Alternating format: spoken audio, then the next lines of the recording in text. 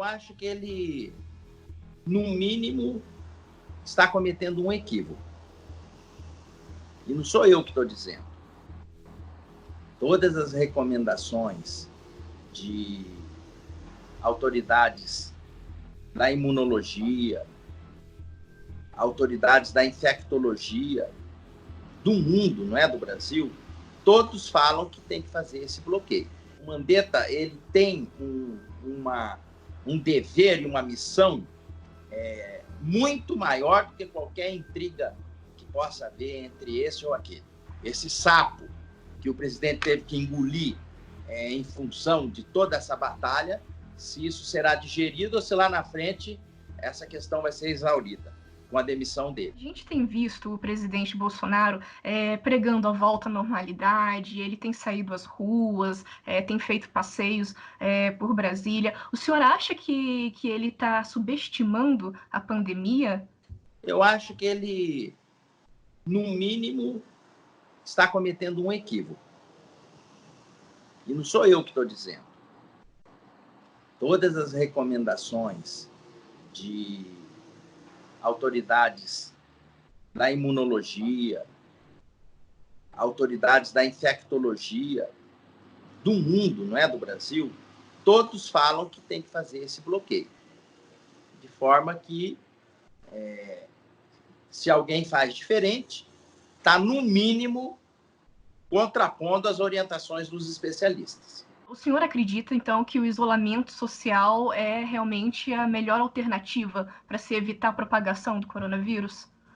Eu não acredito, eu tenho convicção absoluta disso aí. A partir do momento que a gente se isola, você que funciona como um canhão de contaminação para os outros, você bloqueia isso. Então, é uma forma, sim, de, ficando na quarentena, você evita de passar essa doença para os outros e, consequentemente, se cura. E em você se curando, você fica com anticorpo para não pegar de novo esse tipo de infecção do corona. Ele não está indo contra a corrente? Não deveria ter uma mudança de postura dele em relação à pandemia, inclusive para acalmar a população? Eu acho que a gente tem que se unir. Um procurar entender o outro, deixar essas diferenças de lado e todo mundo se unir em torno do combate a esse tipo de infecção que a gente já viu em outros países, que menosprezou esse isolamento, que não adotou as medidas preconizadas pela Organização Mundial de Saúde. Você viu o que isso acabou acarretando. Itália, Espanha, os próprios Estados Unidos, que voltaram atrás depois que viram o tamanho do problema que poderia acontecer. Então, muita calma nessa hora. É hora de se unir, deixar essas situações polêmicas para um outro momento e vamos, com esse bloqueio, tentar diminuir a infecção desse vírus no nosso país. O seu irmão defende que o ministro, o primo de vocês, saia do cargo de ministro. O senhor também tem essa posição? O senhor também defende que o Mandetta saia? Não, eu acho que isso foi um momento de tensão que aconteceu. Estava todo mundo, ainda estão, né, abalados com toda essa situação, repercussões econômicas, repercussões de um futuro incerto, como que vai ser para pagar salário, como que vai ser o dia a dia das pessoas mais simples. Isso afeta a cabeça de quem está comandando. E o ministro da Saúde acabou se envolvendo nesse turbilhão. Mas ele tem uma responsabilidade devidamente flertada com a ciência, com a sociedade brasileira. O Mandetta não pode deixar para trás todo essa esperança que todos nós estamos tendo no ministério dele, na equipe técnica dele. Isso não sou eu que estou falando, você observa elogios por parte das maiores autoridades do Brasil relacionadas à questão da infectologia, da imunologia, de autoridades internacionais, procurando saber o que o Brasil está fazendo. Ou seja, o Mandetta ele tem um dever e uma missão muito maior do que qualquer intriga que possa haver entre esse ou aquele. Eu acho que ele soube superar isso. Ele é uma pessoa habilidosa, se cercou da tecnologia, da ciência e passou por cima dessa situação. Eu acho que agora são outros ares que ele está respirando, inclusive diante da constatação de que ele está do lado da ciência, com o apoio de gente muito forte do próprio governo, inclusive do próprio presidente, que agora a gente observa que já veio a uma neutralidade em relação a essa questão que o Mandetta sempre defendeu. Pois é. Agora ele vem comentando alguma coisa com o senhor? A Mandetta, sequela que isso vai gerar no futuro, nunca se sabe, né? Se esse sapo que o presidente teve que engolir em função de toda essa batalha, se isso será digerido ou se lá na frente essa questão vai ser exaurida com a demissão dele. Então, só o futuro vai poder saber. O senhor acha, então, que pode ser que depois ele saia, que ele seja demitido ou que ele mesmo peça demissão? Também acha que tem essa possibilidade? Não, eu acho que ele não deve pedir demissão. Eu acho que o Mandetta tem que se portar da forma como ele está se portando. Ele está diante de uma batalha, de uma guerra, e quando a gente está numa peleia dessa, a gente tem que ter foco, como ele mesmo disse, e foco de vencer a batalha. Depois que ele vencer a batalha e as coisas estiverem normais, é uma outra história, é um outro cenário.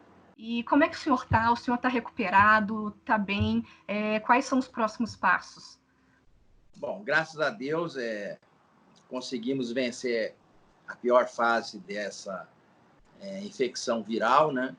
Ela vem de forma arrastada, te derruba, te deixa com febre, dor de cabeça, sem vontade de fazer nada, e dia após dia a gente tem que ir vencendo. E foi o que aconteceu, e nós estamos prontos para poder fazer as outras etapas dos exames para definitivamente virar essa página. Como é que começaram os primeiros sintomas? Como é que foi exatamente essa evolução? Assim, o que o senhor pode dizer da sua experiência? Bom, essa doença ela se manifesta diferente em uma pessoa para outra.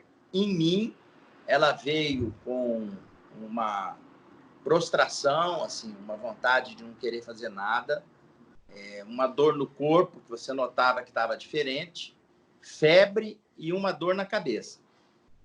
Dessa forma que eu me alertei de que alguma coisa poderia estar diferente em relação ao que eu tenho dentro de mim.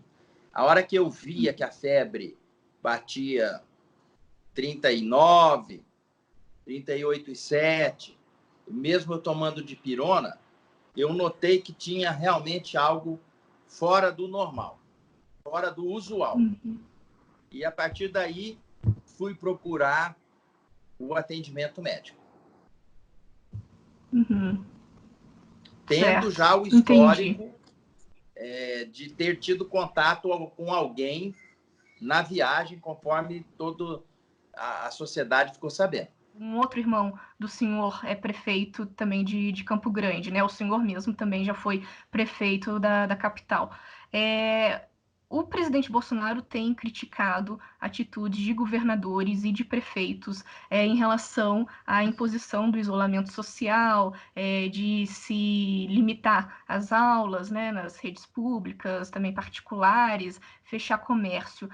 Como é que o senhor enxerga esse embate entre o presidente, governadores e prefeitos?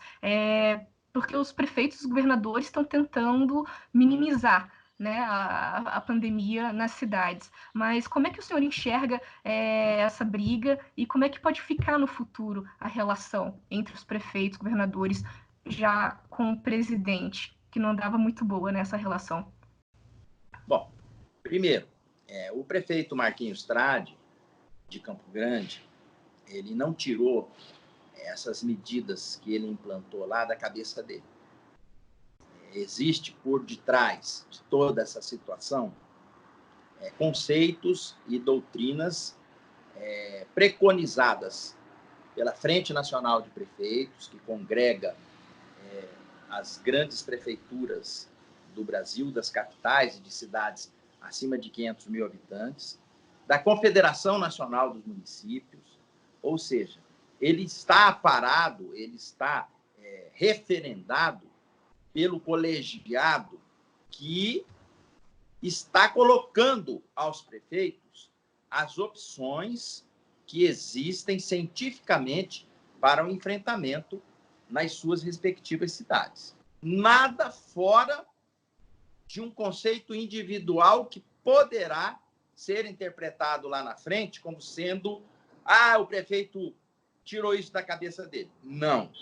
Poderá ter consequência em função desse aperto que ele está dando lá, com a economia baixando, com a arrecadação baixando, com problemas na grade escolar?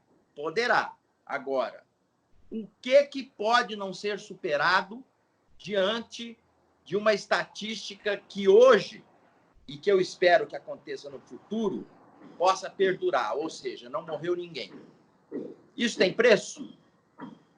Então, eu digo para você, ele está tomando as atitudes corajosas de quem tem a responsabilidade de conduzir uma cidade de 1 milhão de habitantes como Campo Grande. Pois é. E como é que fica essa relação entre os prefeitos, governadores com o presidente? Olha, isso é um exercício. Pode ter tido um abalo agora, deverá ser retomado o exercício desse relacionamento. Eu me lembro, quando eu era prefeito, isso era sempre cultivado pelos presidentes com os quais eu passei, e eu acho que precisa ser também pelo Palácio do Planalto, até porque é a base estrutural que mantém o contato epidérmico com o eleitor. Ou seja, é o prefeito, é o vereador que está lá na ponta, administrando as cidades onde as coisas acontecem. Isso deve ser cultivado pelo presidente. Hoje, então, o senhor avalia que não tem sido cultivado como deveria? Não, eu não vou entrar nisso, mas que pode melhorar. E eu torço para que melhore, isso pode. Mato Grosso do Sul é um estado fundamental para a agropecuária brasileira. A gente não tem visto desabastecimento nos mercados, mas como é que pode afetar o setor, tanto nas exportações quanto também no consumo interno? Olha, eu digo o seguinte, qualquer análise que se faça agora, ou qualquer projeção, na minha avaliação, ela é meramente uma possibilidade que pode acontecer. Eu acho que a gente tem que esperar, não sofrer por antecipação, procurar se organizar com planejamentos em situações de queda de safra, em situações de queda de exportação, para que a gente possa fazer frente a toda essa história que com certeza acontecerá no futuro. O que, se eu fosse o gestor, eu observaria? Essa doença aconteceu em outros países na nossa frente. E lá, os impactos e as consequências dela estão começando a aparecer. Porque na China isso começou a acontecer em novembro, dezembro. Bem lá atrás do que começou a acontecer a nossa. Vamos nos mirar nas reações que esses países estão tendo no sentido de diminuir esse impacto. Nós temos esse privilégio dessa doença ter chegado aqui um pouco mais tarde do que chegou em outros lugares. O senhor é presidente da Comissão de Relações Exteriores do Senado e durante a pandemia, algumas semanas atrás, um dos filhos do presidente, o deputado federal Eduardo Bolsonaro, ele culpou a China pela propagação do vírus e por ter sido possivelmente omissa, né, na divulgação dos casos já detectados lá no país. Como é que o senhor enxerga essas declarações? Como é que essas declarações podem afetar a diplomacia entre o Brasil e a China? A avaliação do senhor como presidente da Comissão de Relações Exteriores do Senado. Bom, ainda bem que isso foi superado, porque ela foi, assim, no mínimo, um pouco fora de propósito. Não precisaria daquilo. Está todo mundo aí assustado, está todo mundo sofrendo com uma situação dessa natureza. Milhares e milhares de mortos, pessoas perdendo a vida, e você inerte sem poder fazer nada. Então, eu acho que isso, ainda bem, foi corrigido a tempo. Essa questão foi devidamente reparada por parte das autoridades brasileiras. O próprio presidente ligou para o presidente da China, e eu acho que isso é uma página virada.